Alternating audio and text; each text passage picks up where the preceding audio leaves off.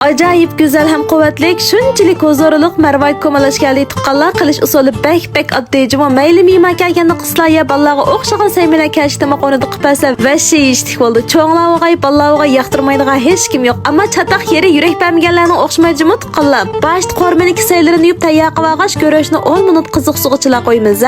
Andi qiyma qilish mashinamizda go'sht, sinjang piyozlarni ezib tayyor qilib olamiz. Aki buningga tetig'idek tuzukan buqasi hargiz bo'lmaydi. Aki oqmosh uni ziralarni sap, bitta tuxum chiqib, ikki qo'shiqcha pishiq moy qo'yib yaxshi elashtiramiz. Qiymini bak yirik qilib qo'ysak, vazimiz sifatli chiqmasa, yerilib qoldi. Agar bak unda qilamasak, bitta go'shiga ganjo bo'lmaydi. Jumot qilib, tam yo'qdakli qoldi. Shunga go'shni muvofiq ezib olsak yaxshi. Jumot. Biroq elashtirib olgandiki, go'shni menki umoq qo'lim bilan elashtiriladi. Jumot qilib qarasam, bak quruq shunga keyin bitta tuxum chiqib qo'ydim. Buningga qiraqman silishlarniki hojat yo'q. Tuxum bilan go'shniki o'zingni chaplashtirish roli emas. Bu bak uzoqdan lavatmasaklar qattiq pishib chiqadi.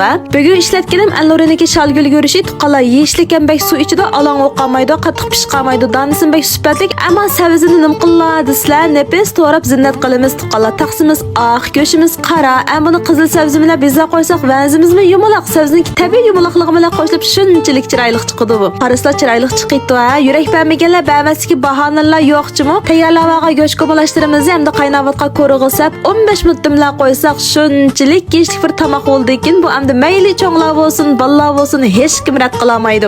Ani tayyorlab qo'ygan aliqatmalar piyoz ko'kini qo'ndirib, rang berib dasqonga ochiqsak, dasqonimizda gul chiqdi mana tuqqanlar. Yeyishlik ham quvvatli, ballarim hatto Nurbili qizimgacha shunchalik yoqtirib yeydi. O'zlarim yardimi tuqqanlarim yarg'a bo'lsa Shiyxon deb yozib, qo'sh belgisini besib meni qaytarishni hargiz unutqamizlar. Go'zal taomlarni birlikda o'rganamiz. Xayr xo'sh.